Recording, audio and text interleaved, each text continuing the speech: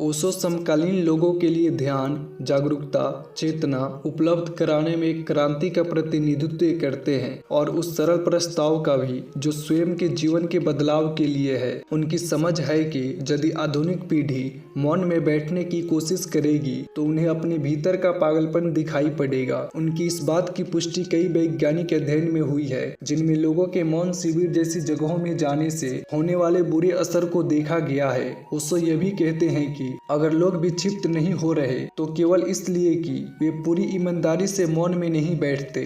ओशो कहते हैं कि अगर हम अपने शरीर को पागलों की तरह गति दें हमारे संग्रहित तनावों को व्यक्त और मुक्त करने के लिए, तो हमें पता चलता है कि हमारा केंद्र मौन है। इसलिए ध्यान में पहला कदम ओशो सक्रिय ध्यान विधियां और ओशो इवनिंग मीटिंग है। एक बार जब हम शरीर और मन को उसके विचारों और भावों समेत देख पाने में कुशल हो जाते हैं, फिर इस कुशलता का प्रयोग हम अपने दैनिक जीवन में ला सकते हैं। फिर जो भी घट रहा है वह एक ध्यान का अनुभव बन सकता है। तुम मौन में बैठ सकते हो, मौन में चल सकते हो, मौन में काम कर सकते हो या मौन में खेल सकते हो। चाहे तुम अकेले हो या दूसरों के साथ, यह तुम्हारे हाथ में है। जैसा कि हम सभी पहले से जानते हैं कि सड़क के किनारे खड़े होकर कैसे यातायात के आवागमन को देखना है। ध्यान बस वही क्षमता है जो हम सबके पास पहले से है और इसे बस भीतर के यातायात के लिए लागू करना है। दरअसल ओशो कहते हैं एक ध्यान करने वाले को व्यक्तिगत मार्गदर्शन की आवश्यकता नहीं होती।